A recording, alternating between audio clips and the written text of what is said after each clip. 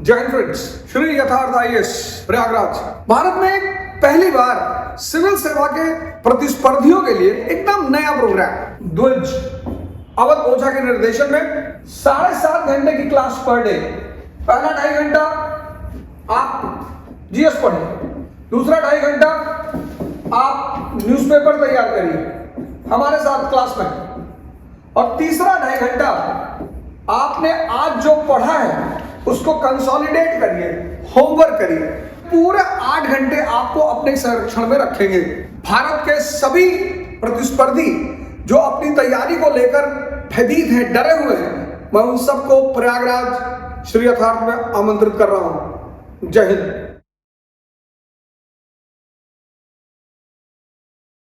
तो तुम गए आईएएस बन के, उन्होंने तुमसे कहा यार बिहार की औरतें बड़ी परेशान है, क्या करेंगे साहब? ये साहब वो जो कस्तूरबा गांधी प्लान है, हाँ, उसमें जो बच्चियों के लिए कपड़ा बनता है, हाँ हाँ, बक्सर के सारे गांव निकाल लो जहां और गरीबी ज्यादा है, इंडिविजुअल ठेका दे दो, इंडिविजुअल हर औरत को 2-2, 3-3 लाख का काम दे दो। तो 3 लाख का काम अगर तुमने एक औरत को दिया कपड़ा बनाने का, 25,000 रुपए के आसपास महीना हुआ। गांव में अगर 15,000 रुपए महीने भी एक औरत को मिल रहा है तो उसकी आर्थिक स्थिति सुदृढ़ हुई कि नहीं? तो ये नेता को कौन बताएगा? तुम बताओगे, पॉलिसी मेकर हो तुम। इसीलिए तो तुमको इतना जलवे के साथ गवर्नमेंट रखती है, आईएएस अधिकारियों को बंगला देती है, गाड़ी, गनर। तुम्हारा जॉब 10 से 5 का नहीं है कि झोले में खाना रख लिए, बीवी को फोन किया 2 बजे, अचरवा नहीं रखूं। ऐसा थोड़ी है तुम्हारा काम, तुम तो आईएएस ऑफिसर हो।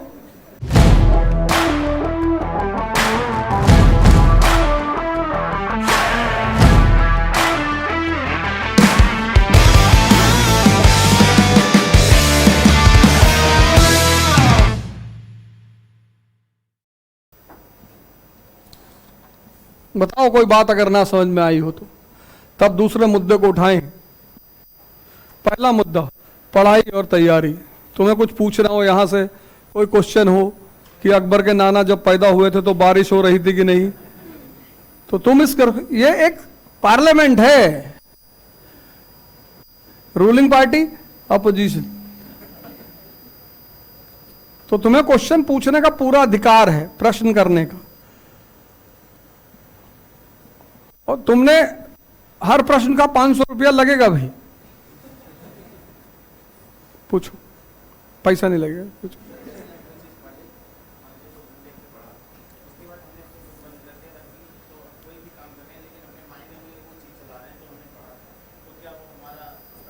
हाँ हाँ बिल्कुल कर रहा।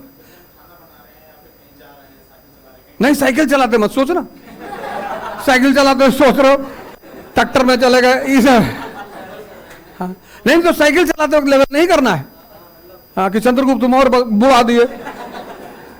खाना बनाते वक्त सोच लो। लेकिन वहां भी देखो, जब औरत, गांव में तुमने देखा होगा औरतें खाना वाना बनाती हैं तो छोटा सा बच्चा होता है ना, तो खाना तो बना रही लेकिन ध्यान उनका बच्चे पे ही रहता है। तो जैसे वो दरवाजे की तरफ पड़ेगा तैसे कहीं पिंटो खड़ा हो गया, तो वो कर सकते हो, लेकिन साइकिल चलाते वक्त मत करना। कोई बात नहीं, बुक जरूरी ही नहीं, कबीर महान होते ही नहीं। अगर बुक इतनी, हाँ, बुक किताबों को हमने मत्थे से लगाया, इसीलिए लगाया क्योंकि हमने जब उन्हें पढ़ा तो सोचा, सोचने से क्या हुआ? दिमाग विकसित हुआ। अब भारत सरकार को तुम्हारे जैसा आईएएस ऑफिसर मिला जो ऐसे पढ़ के गया है, और ये नेता बहुत कम पढ़े लिखे हैं, बहुत तो पढ़े ही नहीं, नाम तो मुझे नहीं पता सबका।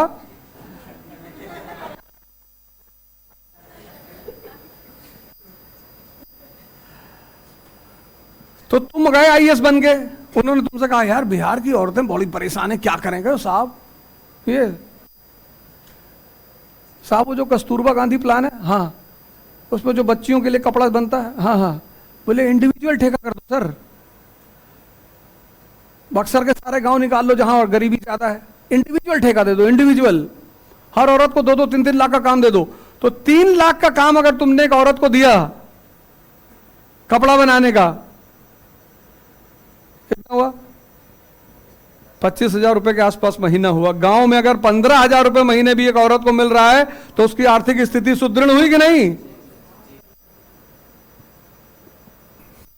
तो ये नेता को कौन बताएगा? तुम बताओगे, पॉलिसी मेकर हो तुम। इसीलिए तो तुमको इतना जलवे के साथ गवर्नमेंट रखती है, आईएएस अधिकारियों को बंगला देती है,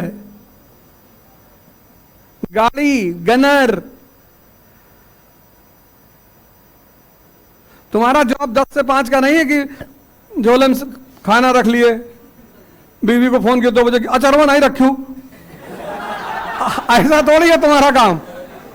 तुम तो आईएएस ऑफिसर हो, टी शर्ट पहने, रिबैन का चश्मा उश्मा लगाए, तुम सोच रहे हो। तो यहीं से तो लेके जाओगे।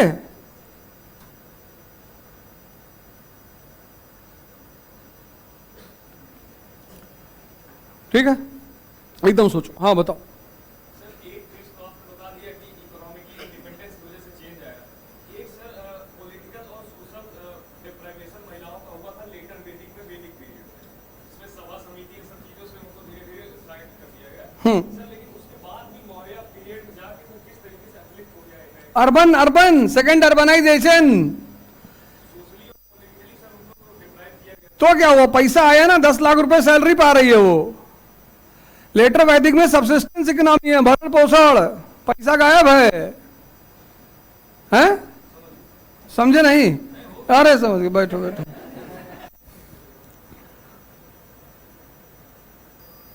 रहीमन पैसा राखिए, बिन पैसा सब सून। वो रहीमदास जी शायद पैसे की जगह लिख नहीं पाए, पानी लिख दिए। हाँ वो पानी गलत है वो। नहीं, पानी पैसा ही था यार, हर समय पैसा।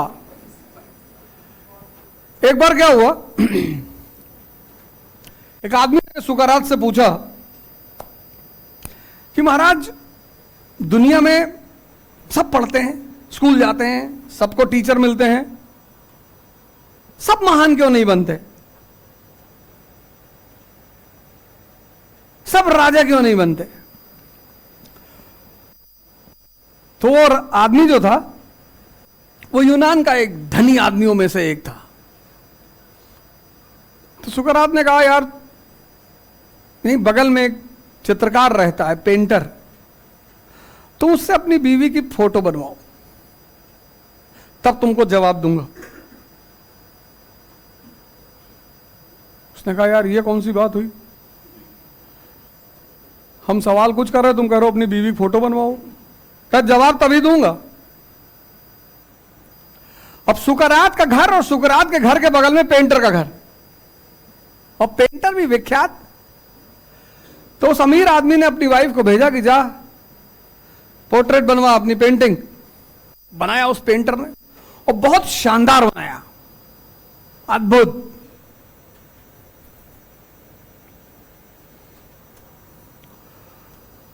तो सुकरात ने कहा एक काम कर, जब पेंटिंग लेने जाना तो मुझसे मिल के जाना। कहे ठीक। और बोली तू भी जाना साथ में इसके। ठीक है साहब। तो जो महिला का पर्स था, बैग, उसमें सुकरात ने कुछ रखवाया, बंद किया, दिया, कहा जाओ। और जब वो पेंटर को पारिश्रमिक देना होगा तो ये बैग दे देना। कहा ठीक। पेंटर भी जानता था कि ये यूनान के धनी है, तो उसको लगता था आज तगड़ा पैसा मिलेगा। तो उस व्यवसायी ने, बिजनेसमैन ने पूछा उस पेंटर से कितना पैसा। कहा साहब आपसे क्या पैसा। आमतौर पे लोग जब किसी बहुत बड़े आदमी को देखते हैं तो शिष्टाचार, बस शिष्टाचार प्लस कि कैसे ना हो कम मांग ले, ये तो ज्यादा ही देगा। तो कहा साहब आपसे क्या पैसा मांगना। तो उस महिला ने कहा हाँ ठीक है, ये लो, ये पर्स रख लो, बहुत कीमती पर्स है ये, पारिश्रमिक तुम्हारा। और वो पर्स नीता अंबानी जी का पर्स, महंगा तो था ही।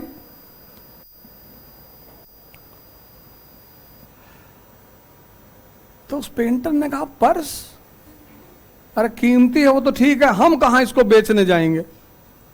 तो उसने कहा मैडम ये पर्स आप रख लो, हमको 100 रुपया दे दो। उस लेडी ने पर्स वापस ले लिया। उस पर्स में 10 लाख रुपया रखे थे, उसमें से 100 रुपया निकाला, पेंटर को दिया, चलिए आइए। तो व्यापारी आया, कहा महाराज, कहा कुछ समझे? कहा समझे तो नहीं, कहे जाहिल हो तुम। इस दुनिया में जिंदगी के 2 पिलर हैं, एक चुनौती, एक अनसर्टेनिटी, अनिश्चितता। और हर आदमी रिस्क लेना नहीं जानता। तो जो रिस्क नहीं लेगा, देखो पेंटर को, अगर बैग रख लेता माला माल, उसको कितना मांगा? काम बैग बेचने कहां जाएंगे? तो सुकरात ने कहा कि ये जो चीज हमारे पास है, हमारा मन। इसीलिए मैं तुम लोगों से बार बार कहता हूं कि इस मोबाइल को अपने जीवन से निकाल दो।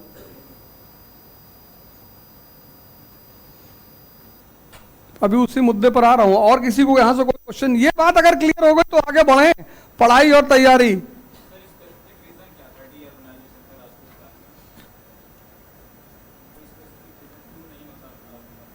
अरे रोमनों ने भैया सिल्क बनाने की विधि सीख ली। सबसे बड़ा व्यापार क्या था पूरब से? सिल्क। उन्होंने सिल्क बनाने की विधि सीख ली। भारत के व्यापार पे बैन लगा दिया मसाला छोड़ के, कहा ना लेदर का सामान ना शीशे का सामान, कोई और सामान लेंगे ही नहीं। तो व्यापार वाणिज्य को झटका लगा। वही सबसे बड़ा रीजन। पोस्ट मौर्य पीरियड है आर एस शर्मा की एनसीईआरटी में, उसको पढ़ना। हाँ यस बताओ, यहां से पूछो, पढ़ो मत। हाँ बताओ बताओ बताओ, कुछ सुना रहे हो मुझे? सवाल पूछ रहे हो? अरे तो एक लाइन में पूछो यार, तुम पहली लाइन क्या बोले थे? अच्छा हाँ ठीक है, चलो हाँ, अप्रोच जो है हम सिखा रहे हैं तुमको। अब क्या हुआ उसके बाद?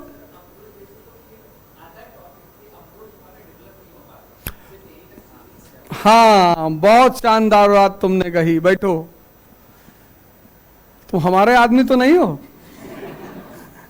बैठो बैठो बैठो, बात बड़ी शानदार ले आए तुम।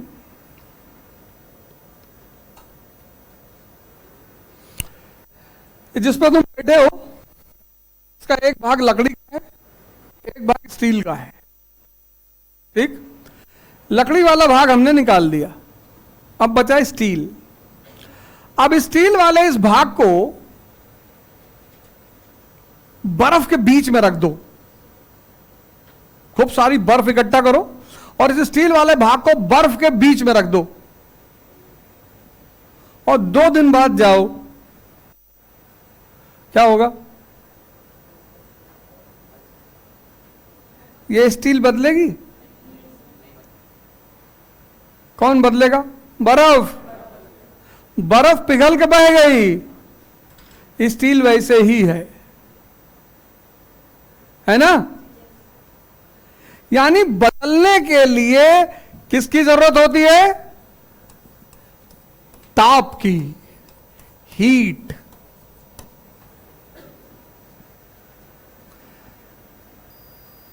यहीं से एक वर्ड बना तपस्या।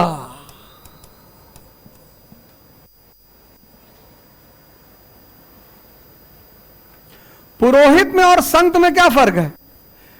पुरोहित जो है किसी भी धर्म का, पुरोहित वर्ग है, जाति नहीं है।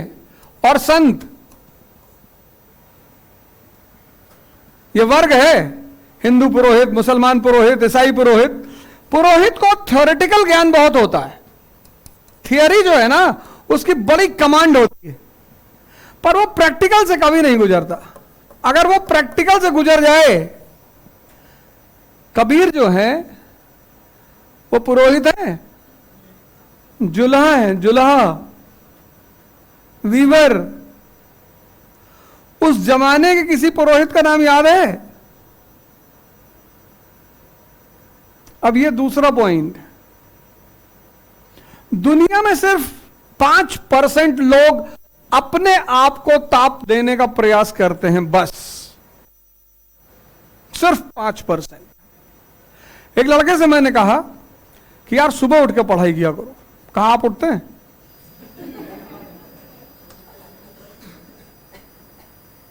अच्छा सवाल था, बहुत अच्छा सवाल था, बड़ा अच्छा पूछा उसने। कहा आप उठते हैं 4 बजे? मैंने कहा तुमको 1 महीने बाद बताऊंगा। 1 महीने बाद सुबह 5 बजे क्लास शुरू कर दी, 5 से 7। अब जो आदमी सुबह 5 बजे क्लास लेगा वो जाहिर सी बात है 3:30 बजे उठेगा। अब अगर मैं उससे कह देता हाँ मैं उठता हूं, तो मैं यहां पे आ जाता।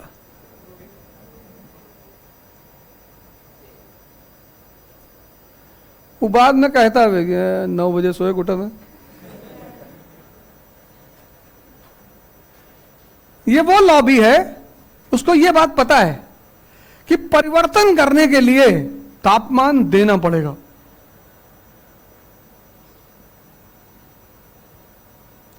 जब तुम सोचना शुरू करोगे, अभी यह स्थिति हो जाएगी तुम्हारी। लर्निंग जो होती है, लर्निंग वो बहुत स्लो प्रोसेस होती है, बहुत। यह दूसरा पॉइंट है। पहला पॉइंट क्या था? Studying and preparation. दूसरा पॉइंट तपस्या और लर्निंग। जब तुम साइकिल चलाना सीखे, आज तुम्हारी क्या स्थिति है? हाथ छोड़ दे रहे हो, साइकिल की गद्दी पे खड़े हो जा रहे हो, पीटी कर रहे हो सड़क पे। ये पहले दिन की स्थिति थी? नहीं। Learning is a slow process. इसमें से कम 95% लड़कों ने ह्यूमैनिटीज के सब्जेक्ट को क्लास 10th में छोड़ दिया होगा। छोड़ दिया ना, मतलब वही छुड़वा दिया।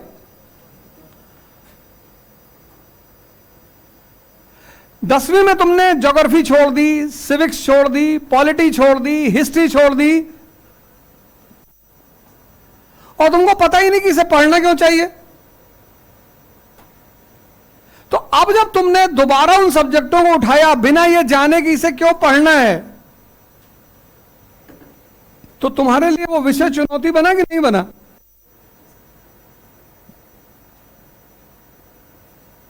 परेशान करेगा तुमको। एक एक दिन में यहां लोग एनसीईआरटी खत्म करते हैं, और यहां के लोग हमसे कहते हैं, इलाहाबाद के लोग, एनसीईआरटी में क्या है भैया? लेकिन मैं दावा कर दूं कि अगर मैं इस क्लास में जितने लोग ईमानदारी से अगर बता दें कि मैंने एनसीईआरटी पढ़ी है, तो मेरे 10 सवाल का जवाब नहीं दे पाएंगे। और सामान्य पूछूंगा, सामान्य, देखो हिम्मत नहीं पड़ रही, वैसे बाहर कूदेंगे सड़क पे, अब जय भीम, जय परशुराम, जय राणा। क्लास में बैठे, अरे भैया मास्टर बा बेइज्जती न कर दे।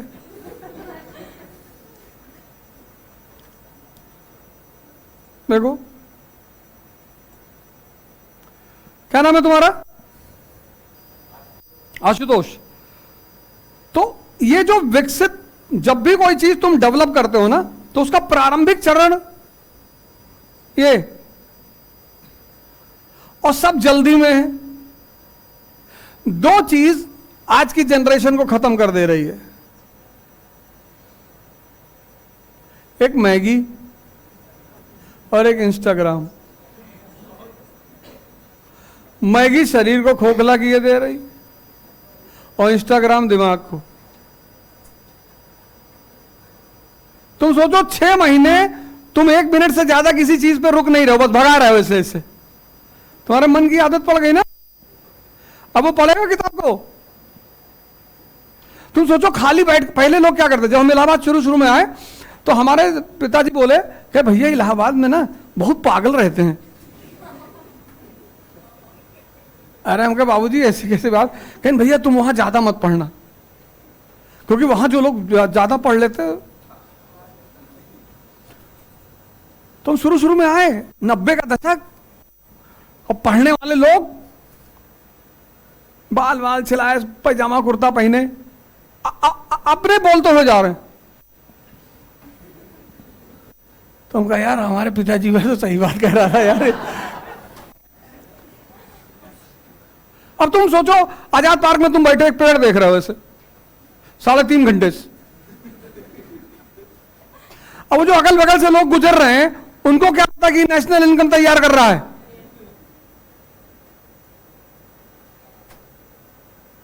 पता है आज का जो स्टूडेंट है ना, उसके जीवन से लर्निंग और तपस्या ये 2 चीज खत्म हो गई है। सीखना चाहता ही नहीं, कहता आईएएस बना दो। कैसे बना दो बस। हम कैसे बना दे यार? गुरुजी बना दो बस।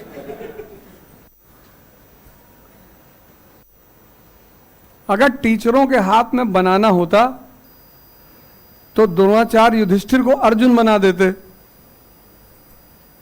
टीचर के पास क्या है? डायरेक्शन है,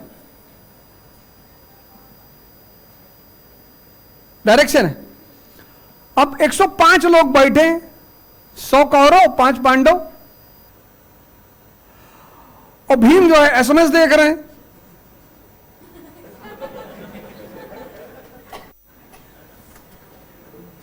युधिष्ठिर को लग रहा है कि किसी को मारना नहीं चाहिए। किसी को मारोगे नहीं तो जी क्यों रहे हो? यही तो कंपटीशन है। तुम क्लास में थे तो मनाते थे कि पूरा क्लास पास हो जाए, यहां मनाओगे कि सब आईएएस बन जाएं? सब बन जाएंगे तो तुम बाहर खड़े रहोगे।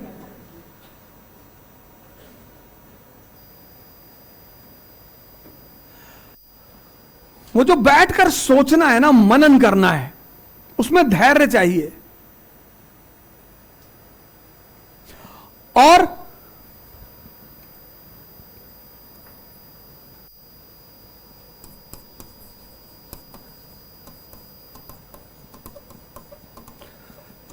यह है तैयारी का तीसरा शब्द।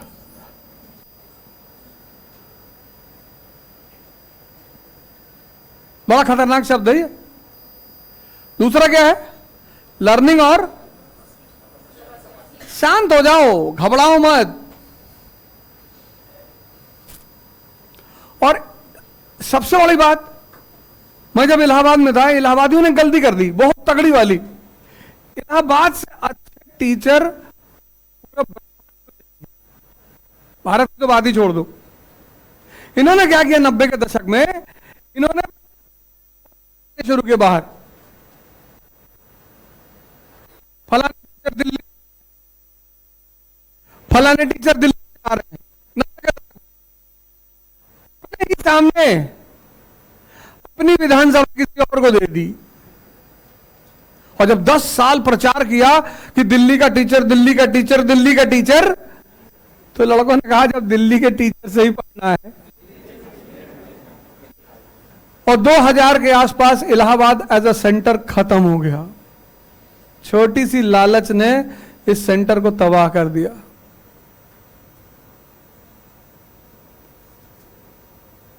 इतने बढ़िया आज भी मेरे बड़े सारे मित्र हैं जो अब दिल्ली में पढ़ाते हैं।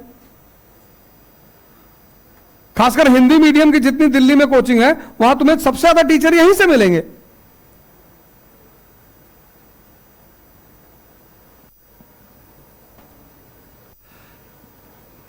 इस परीक्षा की जो डिमांड है 2 साल है।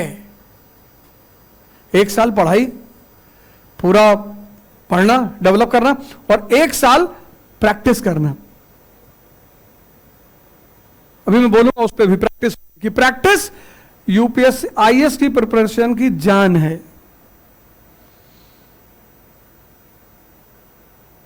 इंटरडिसिप्लिन बोल लूं तो पहला तैयारी, दूसरा तपस्या और लर्निंग। स्लो प्रोसेस है, आराम से, भागो मत, टेंशन मत लो। यहां लोग रेस लगाते हैं कि हमने एनसीईआरटी 17 घंटे में खत्म की थी, बस 17 हम 7 में पढ़ के दिखाएंगे। 7 में पढ़ लिए, बीच बीच में 2-4 लाइन वाइन अंडरलाइन भी कर दिए इधर उधर करते हुए, 20-25 पन्ना फाट डाले दिखाने के लिए कि देखो खत्म तो हमसे हो ही गई। तीसरा यह शब्द बहुत प्यारा है, कौन बताएगा इसके बारे में? इंटरडिसिप्लिन। तैयारी का संबंध इससे है, इंटरडिसिप्लिन से। चलो एक एग्जांपल देता हूं।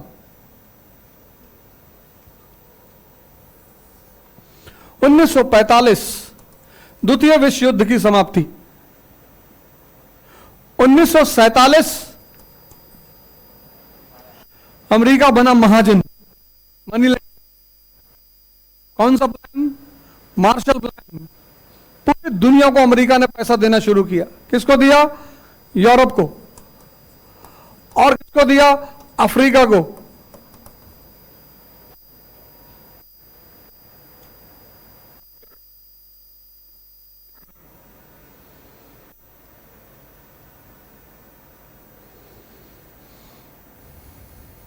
दोनों को बांटा। हाँ, बैठो बैठो, तुम खड़े क्यों? ये फिर से आर्थिक शक्ति बन गया, इकोनॉमिक पावर, और ये आज भी परेशान है। क्यों?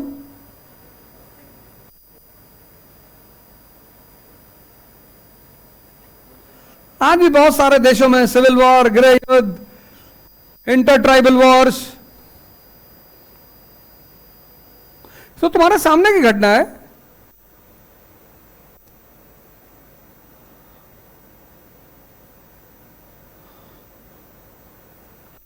बताओ।